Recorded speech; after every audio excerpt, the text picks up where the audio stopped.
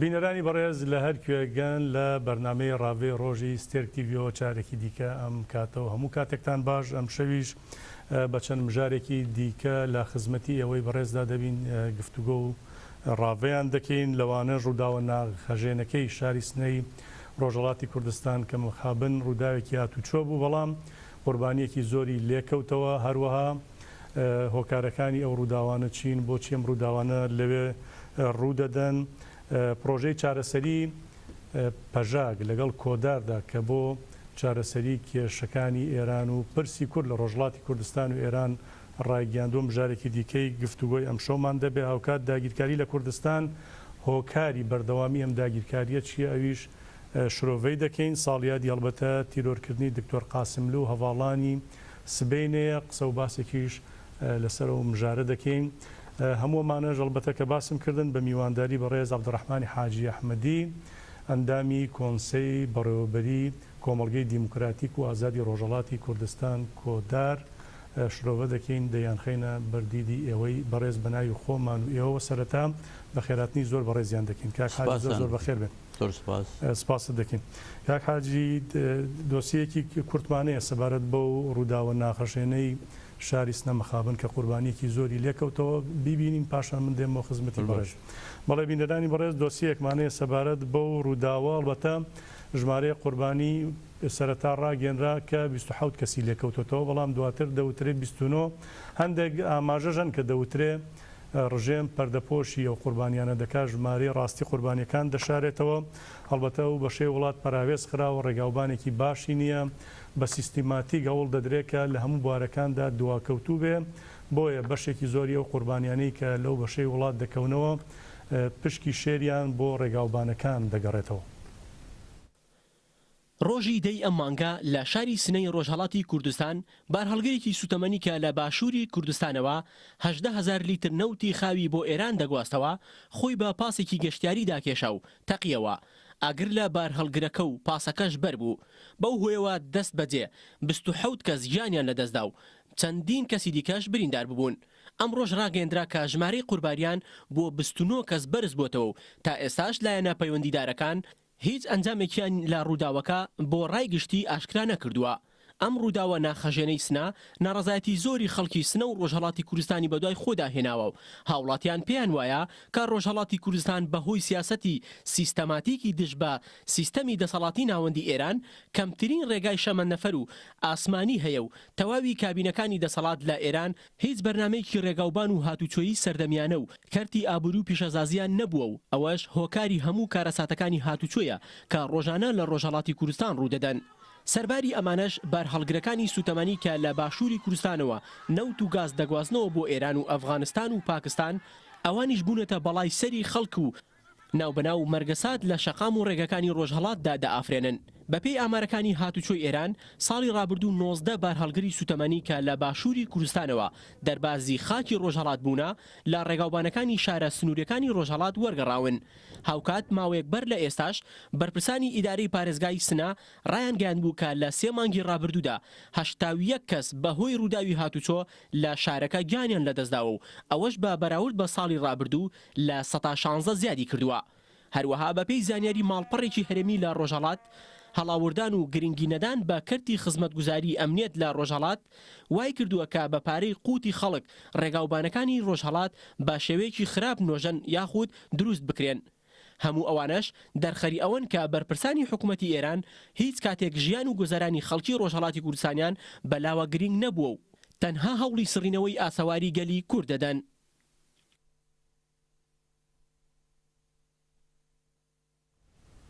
سەرخۆشی و سەرساغی بۆ بنەماڵەی ئەو کەسانە دەنێرین کە دووچاری ئەو ڕووداوە بوون و گیانیان بەخت کردووە هەروە چاکبوونەوەی خێراش بۆ بریندارەکان دەخوازین کاک حاجی پەیامی بەڕێستان هەمووکو خۆت و وەکو کۆداریش سەبارەت بەم ڕووداوەتڵ تەزیێنە چییە؟ هەمیش هەر لێرە سەرخۆشی دەکەم لە بنەماڵەی ئەو کەسانێک کە لەو ڕووداوەیدا شەهید بوون و هیوادارم کە بنەماڵە و خزم و تایفەیان سەبووریان هەبێ و تەحملی ئەو دەرد و ئێشە گرانەی بکەن. بەڵام ئەوەی کە لێرە پێویستە بگوترێ ئەوە بەشێکە بەشێکی زۆر چکۆلەیە لەو زوڵم و زۆرەی کە لە ملەتی کورد دەکرێت وەکو بۆ نمونە ئەوە بەشێکە لە وەزیفەی خزمەت گوزاری حکوومەت بۆ ئەو بەشەی ئێرانێ و تازە ئەمن پێم وانەیە کە ئەو خزمەت گوزاریە هەر لە کوردستانی ئاوا و پشت گوێ خراپێ ئەم پێم وایە لە ئەهواز و لە بەلوچستان و لە شۆ حاڵیان زۆر لە ئێمە باشتر نییە کابوو گشتگیرە ئەوە مەسلەیەکی گشتگیرە مەسلەیەکی گشتگیرە و چارەسەرەکەشی هەر دەبێ گشتی بێ ئەو چارەسەرێ چۆن دەکرێت وەختێک کە سیستیمێکی دموکراتیک بێ سیستمی دموکراتیک یانی چی؟ یعنی ئەو بەشانەی کە هەتا ئێستا لە ئێرانێ زوڵم و زۆریان زیاتر لێکراوە زیاتر پراوێز خراون زیاتر جا بە هەر دلیلێک کە هەیە ئێستا من بەسەراحات پێت بڵم لە کوردستانی عیلەتی خۆی هەیە لە کوردستانی نان هەوێ خەڵک ژیانی خۆش بێ نان هەوێ خەڵک خاوەنی ئیکار و ژیانی خۆی بێ چون ئەو دەمی احتیاجی بە سیستیم نابێ ناچێت کۆڵبەرێ بکە هەموو ڕۆژێ چەند کەس لە ڕێگایە تۆ فکرەوە بکەوە لە وڵاتێکی ڕا بۆ وڵاتێکی دیکە بە پشت کۆڵبەری بکەی بە شاخ و داخ و بەو شاخ و داخی کە زارزار دەبینی ئینسان هەر پێی سەیرە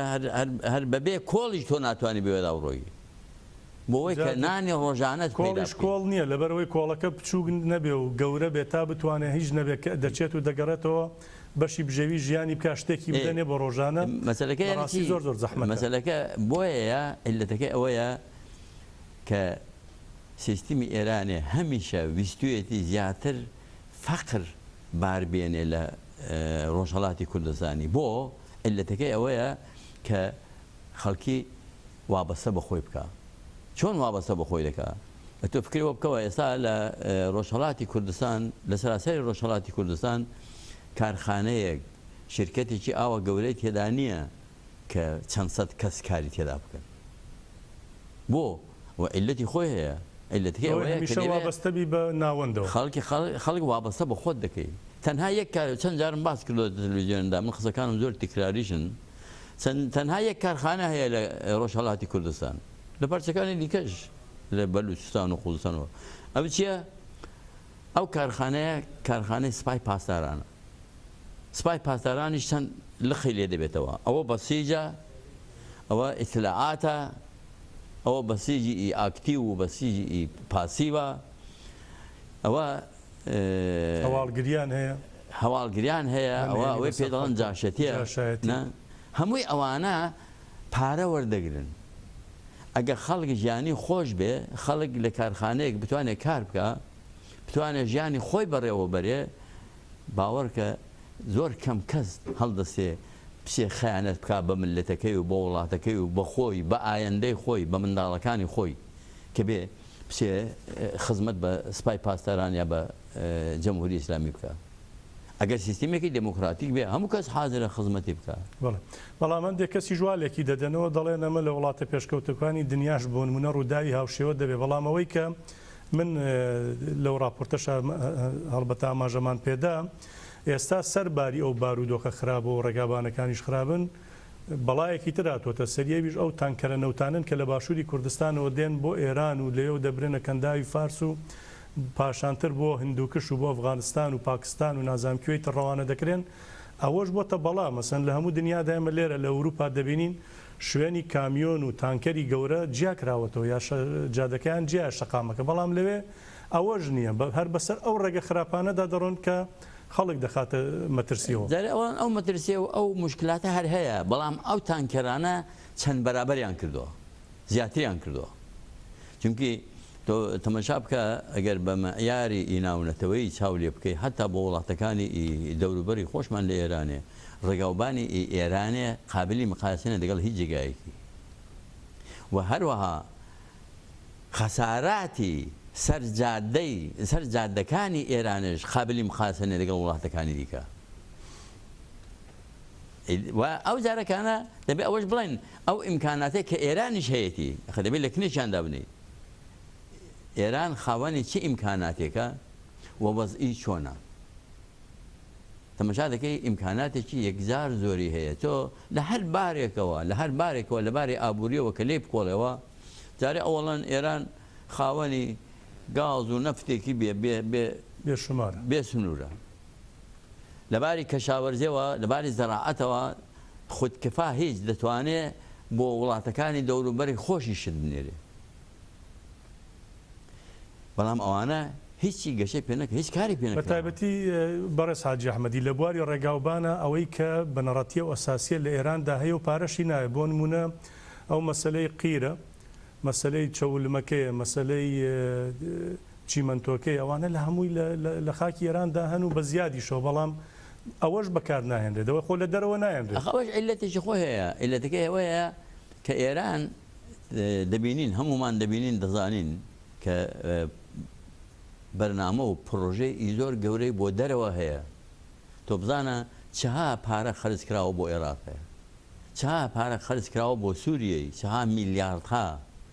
چها بۆ لبنانێ بۆ حیزب اللای چها بۆ یەمەنێ بۆ وڵاتەکانی زۆر وڵاتی دیکە ڕاستە لەم بەرنمەیەکم بینی گەورەترین نەخۆشخانەی پێشکەوتوو لە ئاستی ڕۆژهەڵاتی ناوەڕاستە لەو کەربەلا و نەجەفە کراوەتەوە لەگەڵ ساڵۆنێکی زۆر گەورە مزگەوتێکی زۆر گەورە بە ناوی حەزرەتی فاتیمەی زەهرا کە ئەو گۆڕیشی لەوێ نییە بەڵام نمادێک بۆیان کردوێتەوە ئەوە هەموو بە ملیارای تێچوە ئەوە هەموو شەڕی چێ شەڕی پرێستیژە هەوڵی پرێستیژە بە پارەی ئێرانێ لە وڵاتی دیکە بۆ ملەتی دیکە بەڵام تۆ بزانە لە ئێرانێ بێکاری چەند دەرسەدە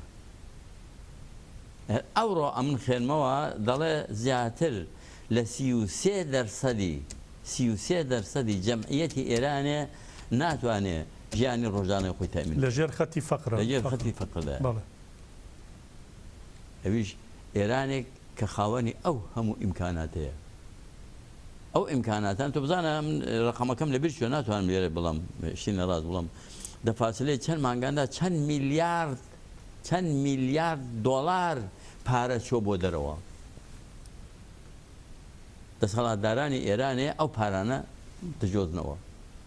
مشکلەیەک هاتە پێشێ دەڵێ ئێچێک چەند تۆنی زێر کڕێوە زێر چونکی ئەرزشی پوڵی ئێرانێ کەم بۆتەوە بەڵام زێڕەکە خۆی زێرەکە خۆی دێنێت چەند تۆنی سکە کڕێەوە تۆن ئەوە هەمووی سەروەتی و سامانی و خەڵکیێکی ئەوەیە کە ئەوڕۆکانە وەزئی ئێرانێ گەیشتوتە نقطە عەتفێکی زۆر خەتەرناک کە دەنێ خۆیدا بەڵێ هەڵبەتە بەدەر لە ڕۆژهەڵاتی کوردستان ئێمە هەم لە تاران لە ئەحواز لە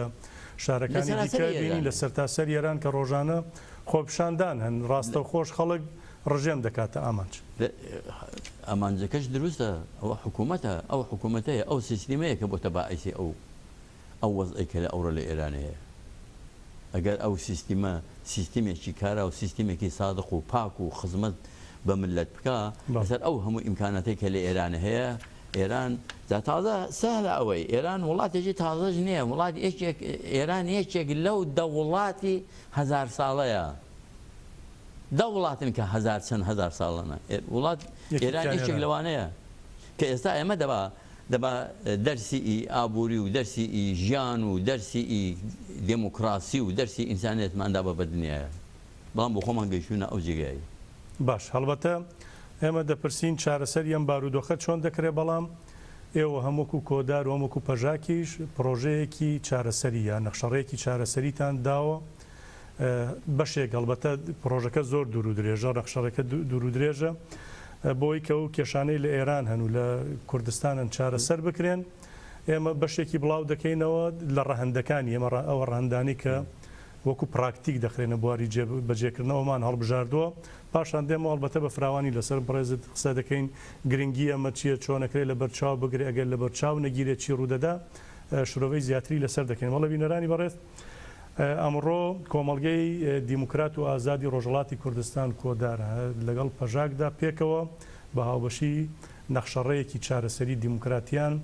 هەم بۆ کێشەکان و ئاڵۆزیەکان و ئەوانەی کێسە باسمان کرد لە ئێراندا هەن بە هەروەها بۆ چارەسەرکردنی پرسی کورد خستویانەتە ڕوو بابزانین ئێمە ڕەهەندەکانیمانە ڕژاردووە بە پراکتیکەکردنی ئەو ڕەهەندانە بزانین کۆدار چی دەڵێت و چۆن چارەسەری دێنێتە ئاراوە.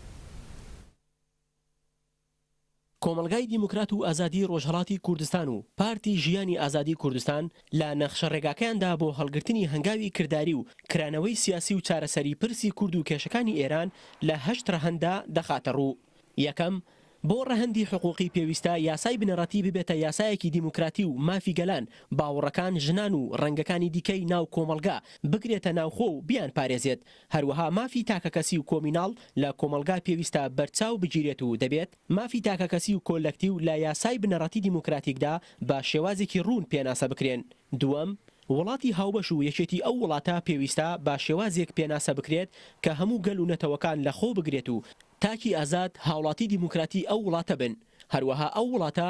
هاوبەشە جێگای ژیانی کۆمەلگای ئیکۆلۆژی و دیموکراتیکە و هەموو تایبەتمەندیەکان پێویستە بتوانن ئازادانە تێیدا سیاست بکەن و لە بەڕێوەبردننیدا بەشدار بن.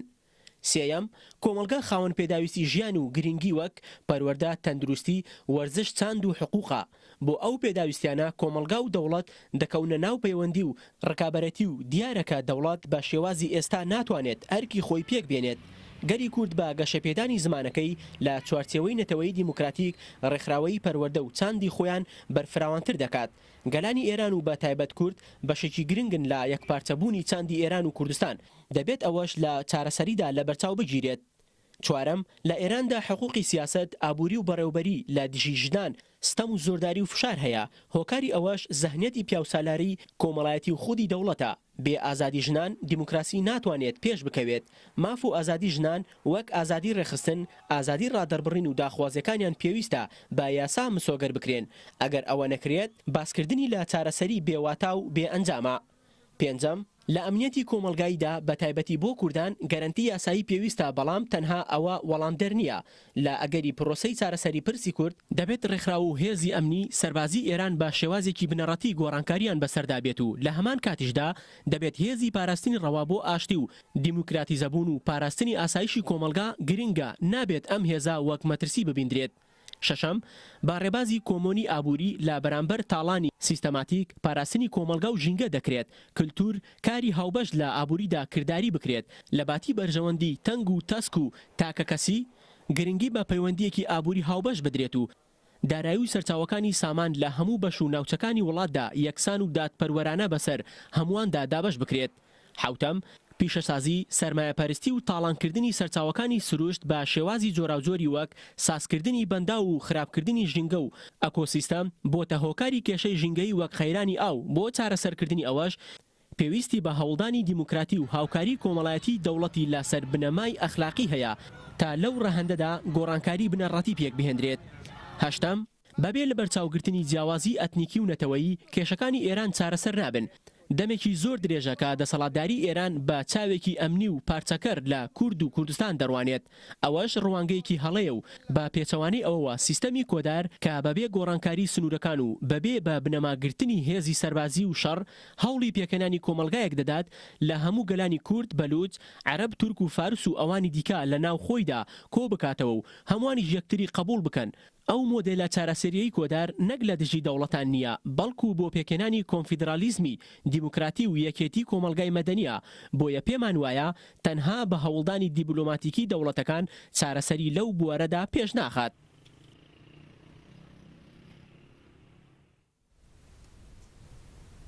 بەڵێ بەڕێز عەبدوڕەحمان حاجی ئەحمەدی بەڕاستی پەژاک دەستی خستۆتە زۆرێک لە کێشەکان پرسگیرەکان کە لە ئێران و ڕۆژهەڵاتی کوردستان هەن، بەڵام لەگەڵەوەشا چارەسەری بۆ داناون. ئەنی بۆ لەم کاتەدا ئەم نەخشەڕێیە ڕاگەنراوە، گرنگی ئەم نەخشەڕێیەش لە ئێستادا چییە؟ مەسەلە ئەوەیە ئەوڕۆ پێم وایە ئەوەندەی ئەمن بۆ بێرم دێ وەزی ئێرانە هیچ وەخت لەباری نێوخۆیەوە وەک ئێستا مەترسیدارنەوە. و کۆداریش بە لەبەر چاوگرتنی ئەو وەزعە تراژێدیایی کە ئێستا لە ئێرانێ هەیە و ئەو ئیمکاناتەی کە لە ئێرانێ هەیە هاتۆ ئەو نەخشەڕێیەی داناوە کە هەم نەخشەڕەیە و هەم چارەسەریشە. بۆ چارەسەرێ بەڵام پێم وایە ئەو چەند خاڵێکی حیساب کرا هەمووی لە یەک خاڵدا دەتوانانی خۆلاسە بکەیەوە ئەویش دموکراتیزەکردنی ئێرانەیە چون تۆ ئێرانێ دموکراتیزە بکەی ئەو خاڵانە دەبێت هەموو تێدا بەدەنا یەکێک لەو خاڵانەی تێدا نەبێ ناتوانین تۆ بڵێ وڵا ئێران سەراسەر دموکراتیکە بەڵام هەتا سیستیمێکی دیکتاتۆری ئاوا هەبێ ئیمکانی دموکراتیزەکردنی ئێرانێ کەمە و ئەوەش دەبێتە هۆی ئەوەی کە دەستێوەردان لە دەرەوەڕا ئیمکان زیاتر دەبێت ئیمکانی زۆر زیاتر دەبێت و گەورەترین خەتەریش بۆ ئێرانێ ئەوەیە کە لە ئێران لە دەرەوەڕا دەستی تێوەردن چونکی ئەوەندەی من وەبیرم دێ هەتا ئێستا هیچ هەوڵێک لە هیچ وڵاتێکیدا سەرکەوتو نەبوو کە لە دەرەوەڕا هەوڵیان داوە بیگۆڕن ئەو هێزانەی کە لە دەرەوەڕا دێن لە وڵاتێک سیستیم بگۆڕن سیستیمی بەدڵی خۆیان دێنن نە بەدڵی ئەو ملەتەی کە لێوێ دەژی دوایەوە زۆرێک لەوانە وێرانیان بە شوێنداتەوە هەمیشە لە هیچ جێگایەکی نەبووە وڵاتێک بێ دەست دە کاروباری وڵاتێکی دیکە وەربدا بەڵام داخرەکەیدا سیستیمێکی دموکراتیک بێنێ نەدیتراوە ئەوە شای ئێرانێ ئێمە کوتمان شامان ناوێ شاڕۆی چونکی دەستی ئیدەرەوەی تێدا بوو سیستیمێکی جەمهوری ئیسلامیان بۆ هێناین ئێستاش ئەگەر ئەو ئاڵوگۆڕە بەدەست گەلانی ئێرانێ نەبێ خەتەرێکی عینی ئیپێشوو هەیە هەمان نزمون دووبارە بێتەوە هەمان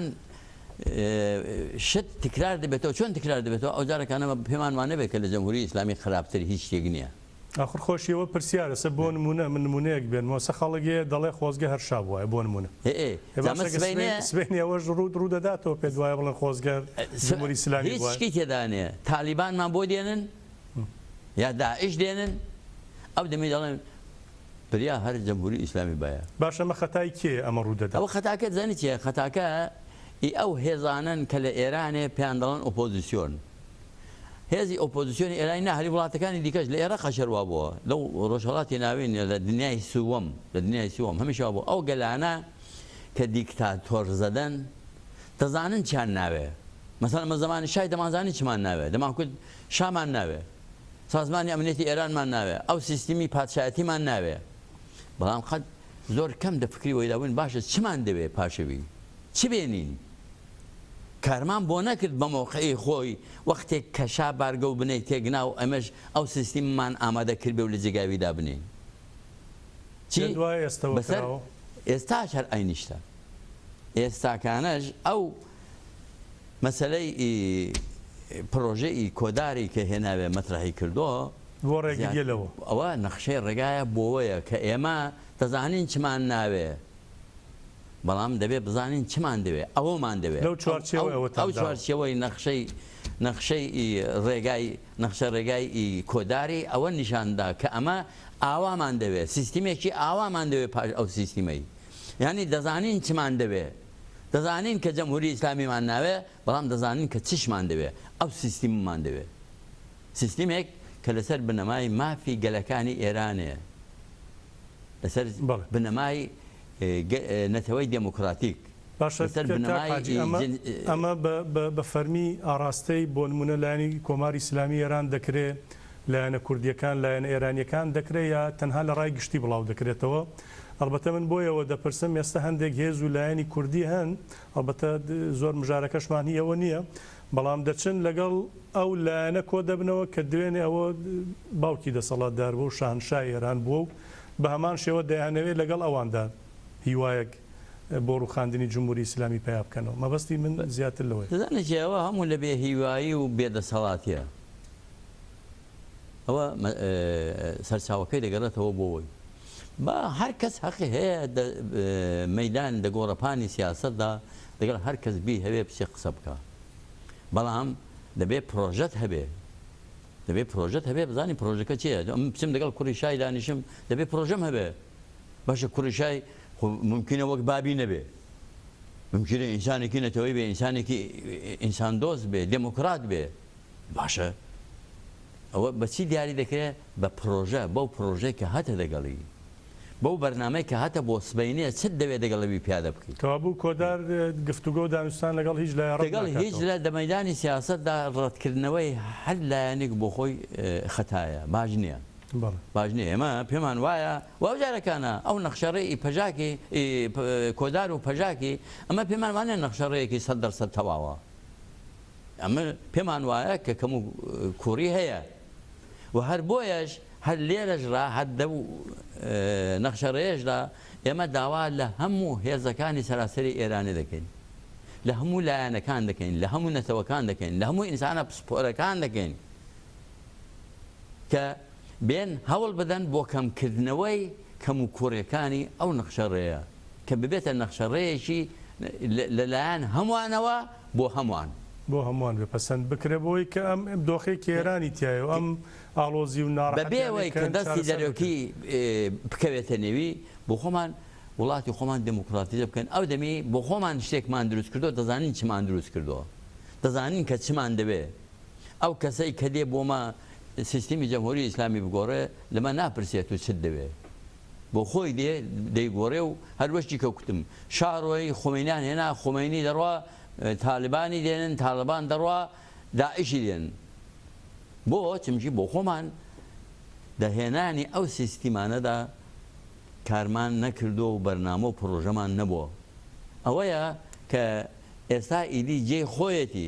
جێ خۆیەتی کە سیستمی ئێرانێ بەڕاستی وەزی ئێرانە شپڕێەوە وەزێکی شپڕێ هەم لەباری لە دەرەوەڕا فشارێکی جۆری لەسرە هەم دەنێو خۆیدا لەباری ئابوووریەوە ئەوەیە کە وەختی ئەوەی هاتۆ نەتەوەکانی ئێرانێ حیزبەکانی سەراسەری و ناوچەکانی ئێرانێ دەفکری ئەوەی دابن کە ئێمە پرۆژەیەک دابنین کە چمان دەوێت بۆ پاش جەمهوری ئیسلامی ئەو بە چاوی خۆمان دەبینین کە جەمهوری ئیسلامی ڕۆژ لە ڕۆژە حاڵی خراپتر دەبێت و هیچ دووریش نییە ئەمن بۆ خۆم پێم وایە قەناعەتی من ئەوەیە کە نە ئەمریکا نە سیستمی ڕۆژاوا هەوڵ نادەن کە جەمهوری ئیسلامی بڕوخێن هەوڵ دەدەن کە جەمهوری ئیسلامی بگۆڕن بۆ خۆشیان وا دڵن هەتا ئێستا هیچیان نایەمتو ئەمە دەمانەوێت سیستمی ئێرانی لە بەین بەرین ڕاست ئەوەی سەدام حوسێن کرا بۆ سیستمی ئێرانی بگۆڕن چۆنی بگۆڕن دیانەوێت دەستی ئێرانێ لە عێراقەکەم بکەنەوە دەستی ئێرانێ لە سووریە کەم بکەنەوە لە لەبنانێک کەم بکەنەوە لە یەمەنێک کەم بکەنەوە لە دەرەوە ئێرانێ بێننەوە نێو خاشی ئێران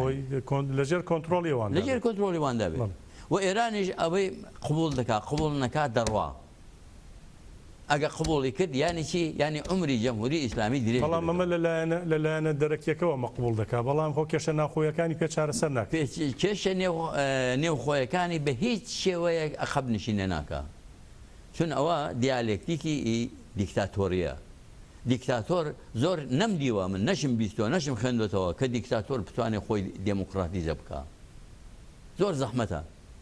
ئەو دیکتاتۆری کە لە ئێرانە هەیە کە لەسەر بنەمای خوڕافات و درۆ و حماقەت تۆ بزانە چەند ماوە لەوە پێش لەسەر مەسەلەی بێ ئاوی و خوشکساڵی دەڵێ هێندێک لە وڵاتی منتەقەی بە یارمەتی ئیسرائیلی هەورەکانی مایان دزیوە هەور ئەوە بنەمای ئەو سیستیمە لەسەر ئەو درویانە دامەزراوە جا بۆیە ئەوە قەت ناتوانێت خۆی دموکراتیزە بکە ڕاستە ینی ئێوەکو چارەسەر ئەمەتان خستۆتە ڕوو چاوەڕێەوە دەکەن پارتولایەنەکانی کوردی و ئێرانی بێن بەدەنی ئەمە هیوادارین و کارشی بۆ دەکەین تەنها چارەسەری وەی ئەوەیە یەکێتی نەتەوەکانی ئێرانەیە ئێران بە هیچ یەک لە نەتەوە ئەو 6 نەتەوەی کە لە ئێرانە هەیە بە هیچ یەک لەو نەتەوانە ئەوی هەرە گەورەکەیان فارسە بە فارس بەتەنێ ناتوانێت ئێرانی دموکراتیزە بکە فارس بەتەنێ ناتوانێت ئەو سیستیمەی لە بین بەرێ پاشەوان ئازەری دێن ئازەرش ئاینیشت پاشەوان کوردێن کوردیش ئاینیشت بەلوچ و هیچ کامیشیان ناتوانێت پێشوو دەسەڵاتداری بگرنە دەست ئەوە بەتەنێ هیچیان ئیمکانی نییە هیچیان ناتوانن ئێرانە نە دموکراتیزە بکەن نە سیستیمەکە لە بین برن و لە بین دموکراتیزەکردنی ئێرانێش مەربوطە بە هەموو گەلەکانی ئێرانێ پس دەبێت دەنەتیجەدا هەموو گەلەکانی ئێرانێ دەست بدەن بەدەستی یەک بە تایبەتی حیزبەکانی سەراسەری و ناوچەکان وەکو مثلا ئێستا لە بەلوچستانی چەندن حیزب هەیە لە ئەهوازی چەندن حیزب هەیە لە کوردستانی چەندن حیزب هەیە ئەو حیزبانە هەموو هەر کەسە دەبێت بەشدار بێ لە چارەسەرکردنی وەزعی ئێرانێ دموکراتیزەکردنی ئێرانێ کە دەوچەند خاڵی ئیکۆداریدا ئیشارەی پێکراوە و ئەو بەرنامە و پرۆژەش دەتوانن گەلەکانی ئێرانە پێکەوە هێزەکانی ئۆپۆزیسیۆنی سەراسەری پێکەوە هەمچوو بەرنمەیەکی دانێن ئەمن هیچ ناڵم کە ئەو نەخشەڕێ کۆداری ئاەی قورئانەیە نابێ هیچێکی لێ گۆڕنا بەڵام ئەوە دەستپێکێکە دەستپێکێکە پێشنیارێکە پرۆژەیەکە بێن لەسەر ئەو پرۆژە و ئەو بەرنمەی کار بکەین بەڵکو بتوانین هیوادارین بن بە دەم ئەم پرۆژەیە و نەخشەڕەی کۆدار و پەژاکەوە شتێکی دیکە کە قسەی لەسەرکەین مەسلەی داگیرکاری لە کوردستانە و داگیرکاری ئەڵبەتە من دەمەوێت بە شێوازێکی دیکە باسی لەسەرکەین هۆکارەکەی چییە بۆ تا ئێستا بەردەوامە سەد لە سەردەمی سەفەوی و عوسمانیەکانەوە درێژ بۆتەوە هاتووە تا ئێستا درێژەیە ڕیشەکەی لەکوێوە سەرچاوە گرێ هۆکارەکانی چین بۆچی ناتوانین ئەم داگیرکاریە لە وڵاتی خۆمان دوورخینەوە علەتەکەی ئەم علەتی ئەسڵی پێم وایە لە بەرنامەکانی دیکەشدا پێکەوە هەر پێکەوەش بوون من ئیشارەم پێکردەوە بۆ ڕزگاری نەتەوەیەک وەک کورد کە 4 پارچە کراوە حەدیقەلەکەی 4 پارچەیە پارچەی دیکەش هەنا 4 پارچە کراوە 4 بەشە و هەر بەشەی خاوەنی کولتور و فەرهەنگێکی جیاوازە لە هەموو پارچەکانی هەر 4 پارچەی کوردستانی هەوڵ دراوە بۆ پێشنەچوونی کۆمەڵایەتی خەڵکی ئەو پارچانە تۆ بزانە ئێستاکانە مەسەن لە ئێرانێ هەر ئێستا نە 10 ساڵ 20 ساڵ لەوە پێش ئەتۆ بێنە ئێستا دەرسەدی نەخێندەواری لە ئێرانە بێنە لە نێو ملەتەکاندا حیساب کە بزانە کورد هیچێک لەوانی هەرر پاشکەوتویە کە دەرسەدی نەخێندەواری لە هەمان البەتە بە گوێرەی ئامارەکانی خۆیان دەڵێن بەگوێرەی ئاماری خۆیان ناوچە گەشتە سندوەکان ناوچە بێسەوادەکان زیاتر دەکەونە کوردستان یانێکی وەختێک کوردستان و بەلوچستان هەڵبەتە وەختێک کە نەخێندەواری زیاد دەبێ پرۆسەنتی زیاترە نائاگاهی خەڵکیش دەچێتە سەرەوە و داگیرکەرانی ئەو وڵاتەش ئەو ملەتەش لەو خاڵی ئیسفادە دەکەن لەو خاڵە ئیسفادە دەکەن کە دێن لایەنگر بۆ خۆیان پەیدا دەکەن فڵان سەرۆک عەشیرە فڵان بنەماڵە ئیمکاناتێکی دەدەنێ کە فەرقی هەیە لەگەڵ ئەوانی دیکە ئەویش لە پێناو ئەو بەرژەوەندی و مەسلحەتەی کە داگیرکەر داوێتیە دەبێتە نۆکەرێکی 100% بۆ ئەو داگیرکەرەی و ملەتەکەی ئێمە هەمیشە داری ئەوەی خواردەوە و دواری ئەوەش دەخوا ئەوە مینۆرسکی کە یەکێک لەو شەرقشناسەی هەرە گەورانەیە کە ئێستاش هەر کەس لەسەر کورد شتێک بنووسێ مەجبورە چاو لە تاقیقاتەکەی مینۆرسکی بکە مینۆرسکی دەڵێ ئازادی کوردستان بۆتە قوربانی مەسلحەت و بەرژەوەندی سەرۆک عەشیرەکان پێدوانیەوە تام ڕۆژەر بەردەوامە ئەو ڕۆژەر ئاینیشتە دەڵە بۆ جاودار دەژڵێ دەڵە چیمکی سەرۆک عەشیرەکان هەمیشە دەپێش هەموو شتێکیدا بنەماڵە و عەشیرەکەی خۆیان بۆ مهمە بەڵام ئێستا هەندێک پێدوانیە چۆتە پێشەوە لە چوارچێوەی حەزبدا دەکرێت عەشیرەتی چۆتە چوارچێوەی حەزبەکەەوە ئەکسەری حیزبەکانە من ناڵم هەموو حیزب ئەکسەری حیزبەکان کە حیزبن نێوی خۆیان ناوە حیزب بۆ هەمووش دموکراتێکیان وەدا خۆیان خستۆ یا سۆسیالیست بە فەرهەنگ و کولتوری عەشیرەتی بەڕێوە دەچێت کەوابوو وەکو چوارچێوەی ناوی عەشیرەتەکە نەماوە بەڵام کولتورەکە فەرهەنگەکە کولتورەکە هەر ئەیشەیە بنەماڵەیەکە دێ بەڕێوەی دەبا تاڵانی دەکات دزی دەکات گەندەڵی دەکات هەر چیکی ئیشتا لێبێ دەیکا بەڵام بە تەنەش ناتوانێت دەبێت دەست بدات بەدەستی یەکێک لە داگیرکەرەکان دەبێت داگیرکەرێک پشتیوانی بێ و حتا ئەو ڕۆکانش ئێمە دەبینین ئەوەیە ئەو داگیرکارێ لەوەی ڕادێ بۆ نمونەرەوە شەک نێچیرەوان بارزانی دەڵێ پاکەکە داگیرکەرە پاسا بۆ داگیرکاری ئەگەر بەو قسەی خۆی بێ ینی چی ینی ئەنفاڵیش حەق بۆ کە سەدام حوسێن کردوێتی چون ئەگە کورد ئەگەر پارتی ئەو دەمی هیچی نەکردبایە و هیچ شتێک نەبایە خەبات نەبووە ڕاست ئەو بۆچی هەڵەبجە بۆچی دەکرا بارزانی 5,000 گوند ئەو بەڵایانەی کە بەسەر کورد هاتون بەپەکەکەمانشی نەکردو بە تیۆری بەڕێز نەسیروان بارزانی ئەگەر وابێ ئەو 19,000 بارزانی کوشان ئەوانش هەموو هەق بوو ئەگەر ئەوان بەرخۆدانیان نەکردبایە و ئەگەوان مبارزیان نەکردبا سەدام و عالەمەی بۆ دەکوشت خۆ نەخۆش نەبوو شێتیش نەبوو و ئەو جارەکانە مەسەلەی ئەنفاڵ مەسەلەی حەڵەبجە ئەوە تۆ هیچ نەکەی هیچ کەسیش دژی تۆ هیچ شتێکی نییە بەڵام ئێستا بێنە سەر مەسەلەی قەندیلی دەڵە پێکاکە بەشێک لە خاچی باشووری دارێ ئەو قەندیلە بە حیاتی خۆی ئەوەندەی منەوە بیرم دێ هیچ کەس نەیتوانیوە حاکمیەتی بەسەر قەندیلی داوێ نە زەمانی شای ئێران توانیوێتی حاکمیەتی مطلقی هەبێ نە سەدام حوسێن توانیوێتی و ئێستا ئەردۆغان و تورکیا هەوڵ دەدەن ئەوانیش ناتوانن بەڵام ڕێگا خۆشکەر هەیە بۆ مەسەلەی ناخۆشیەکە ئەوەیە ئەتۆ بێ حەق بدەی بە ئەردۆغانی کە بێ وڵاتەکەت بۆمباران بکە بێ ئیمکانی بدەی لە 15-20 جێ نازام لە چەند جێگان بێ بنکەی ئەرتەشی لا بنێ و وەکی دیکە یەکێک لە لایەنگرانی ئەو حکوومەتەی یا یەکێک لە بەرپرسانی ئەو حکوومەتەی یەکێک لە قسەکەرانی ئەو حکوومەتەی دەڵێ چی دەڵێ پاراستنی سنوورەکان بەدەست ئێمە نییە بەدەست حکوومەتی مرکزیە بەڵام ئەتۆ ئەوە زابزانەوە چ درۆیە کە لەگەڵ ملەتەکەی دیکە ئایا ئەتۆ ئیجازە دەدەی ئەرتەشی عێراقی بنێ و خاکی تۆدا بێ بچێتە سەر سنووری تورکیەی ئێوان شانازی بەوە دەکەن دەڵێن داستانی پردێمان نەبوو پردی پردێمان تەقاندەوە لە نێوان هەولێر و کەرکووک نەمانێش دەرتەشی عێراق بێت یعنی ئەتۆ لەلایەکی کە حازرنی ئیجازە بدە 1 متر ئەرتەشی عێراقی بێ بۆ نێو خاکی تۆ لەلایەکی دەڵێ وەرە سنووری کارمان نییەوە ئەریکیەوە کەوابوو پاساوهێنانەوەی بۆەوەی و داگیرکاری بەردەوام بێت وابزارەکانە ئەم شتێکی دیکەمەوە بێت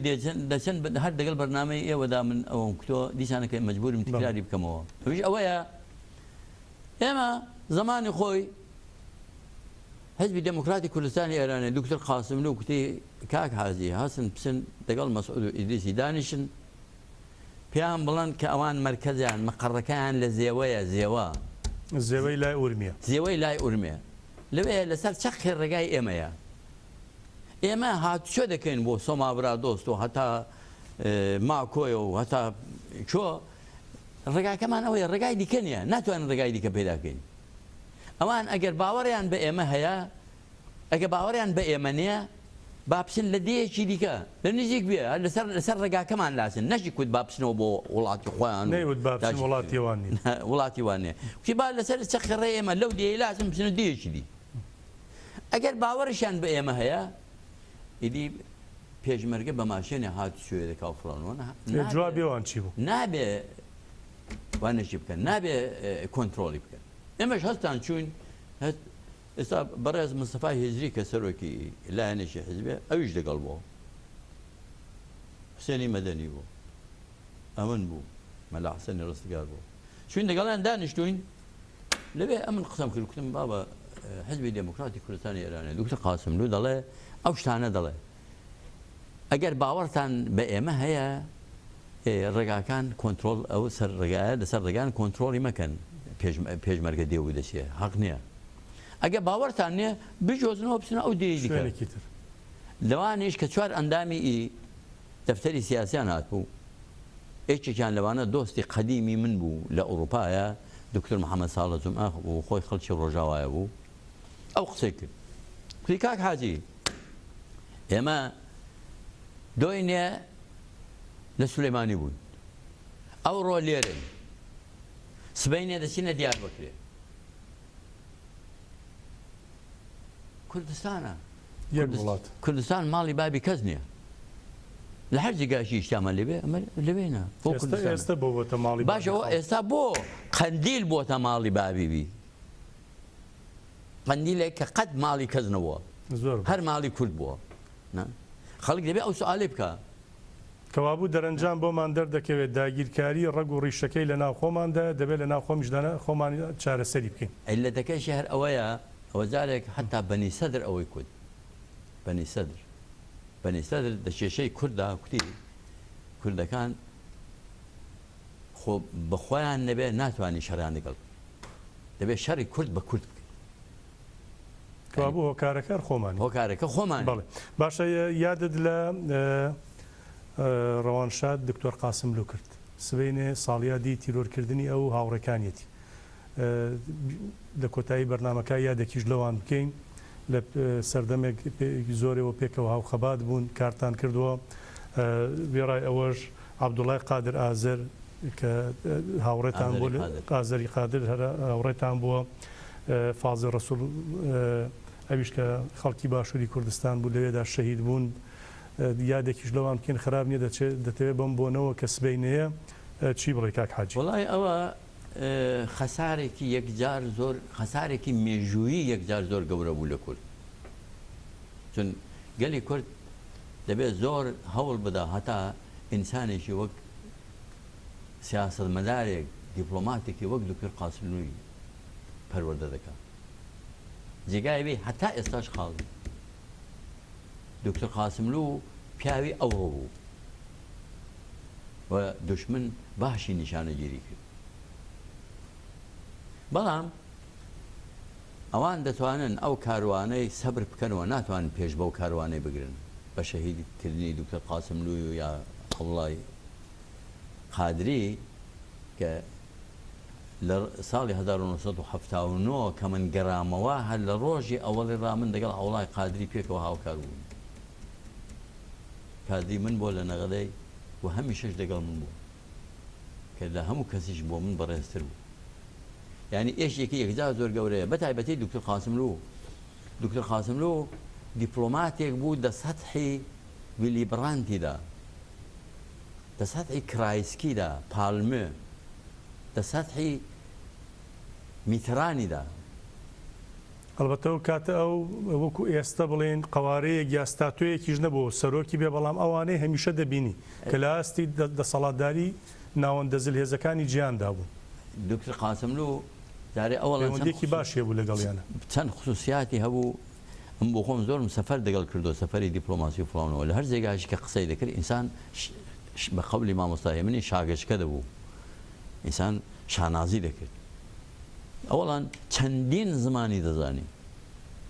چەندین زمان زانینەکەشی ئەوە بوو کە لەسەریشان حاکم بوو هەرنەوە نە بە بیزانێ بۆ خۆی پەڕاندنەوە ئەو بە قسەی خۆی بوو دەکوت ئەمن زمانی فەڕانسی و چەکی و فارسی و تورکی و کوردی وەجێک دەزانم زمانی عەرەبیش باش دەزانم بەڵام وەک فەڕانسی و وەک چەکی نازانم زمانی ئینگلیزیش هەروەتر زمانی ئینگلیزی و زمانی عەرەبیش هەروەتر زمانەکانی سڵاوی چونکی ڕووسی باش چەکی دەزانی و مامۆستا بوو زمانی ڕووسیشی باش دەزانی یعنی زمانەکە تقریبان دەتوانانی هەتا زمان ئەمن بۆ خۆم کە دەتوانم قەزاوەتێ بکەم من لەسەر زمانی ئەڵمانی چونە من ئەڵمانیم لەوێ باشتر دەزانی دەمدیت کە لە زۆر جێگایان کە هاتووە ئەڵمانیمان دەکرد مشکلاتی خۆی بە زمانی ئەڵمانیش هەتا هەل دەکرد و ئەو جارەکانە دە فەلسەفەدا شارەزایی هەبوو نووسەرێکی باشیش بوو وەختێک کە تۆ دە فەلسەفەدا شارەزاییت هەبێ وەختێک دە ئەدەبیاتدا دە شێعر و ئەدەبیاتدا شارەزایی ئەو ئەندازە هەبێ ئەی چیت کەم دەبێ بۆ ئەوەی کە تۆ نووسەرێکی باش نەبی فقط دکتۆر قاسملوو مەردی ئەو سەردەمەی نەبوو کە تێدا شەهید مەردی دەبا 40-50 ساڵ پاشان هەتبەر بەڵێ بەڵام دوژمن وەکو بەڕێزەوتت باشی دەستنیشان کردبوو لێ تێگەشتبوون کە کێیە بۆچی ئینسانێکی پەنیان بردەبەرەوە کە شەیدی گەورەی وەک دکتۆر قاسملووی هەڵکەوتووی ئاوا زۆر دەچێشێ هەتا کوردستان بتوانێت جێگای پڕ بکاتەوە جێداخە ڕۆحیان شاد بێ ڕێبازیان شاد بێ بەڵام لێرەدا مەسەلەی شەخص ئەمە بە لە سیستمی کلاسیک بێنە دەرێ ئێستا بۆ ڕۆژهەڵاتی کوردستانیش هەموو شتەکە گرێ نەدەین بە دکتۆر قاسملووی ئێمە دەبێت هەوڵ بدەین سیستم دروستکەین ڕاست دەبێت سیستم دروستکەین سیستیمە ئەو فەلسەفە و ئەو سیاسەتەی بەڕێوە بەرێ نە یەک نەفەر ڕاست ئێمە ئیدی ئەگەروان نەبووە بۆ نمونە کەسانی دیکەوەکو دکتۆر قاسم لۆ هەبوونە ئەمڕۆ ڕۆژگاری ڕۆژڵاتی کوردستان و بگرە ئێرانیش دیکەوە دوای کاریزما نەکەوین فڵان کەس کاریزمای هەیە فڵان کەس کاریزمای نییە ئێمە دە سەدەی 21دا دەژین دە سەدەی 21دا خەبات دەکەین دەبێ سیستیم دروستکەین سیستیم یانی چی یانی کارەکان بدەین بەدەست پسپۆری خۆی هەر کارێک کە تۆ هەتا لە کۆمەلگادا دەبێ بیرێ بەدەست پسپۆری خۆی ئەو دەمێت کە تۆ سیستیم و دروست کردووە زۆر باش کاک حاجیگیان من بەرنمەکە کۆتایی هاتۆ زۆر زۆر سپاس دەکەم سپاس بۆ شرۆڤەکانت بۆ هەڵسەنگاندنەکانت بۆی کە لەسەرم ژارانە ڕوونکردنەوەی باشت بۆ بینەراندا سپاسی ئێوەش دەکەم و زۆر سپاس بۆ بینەرانیش کە حوسەلایان هەبوو هەتا ئێستا جۆمان لێ بگرن سپاسە دەکەم بە ڕێز عەبدوڕەحمانی حاجی ئەحمەدی ئەندامی کۆنسەی بەڕێوەبەری کۆدار خێراتن دووبارە زۆر زۆر سپاس بینەرانی بەڕێز زۆر زۆر سپاسی ئەوەی بەڕێزیش دەکەین کە تام ساتە لەگەڵماندا بوون تا بە گەشتنێکی دیکە هەر شاد و بەختەوەر بن شەو شەوگارێکی خۆشتانە بێت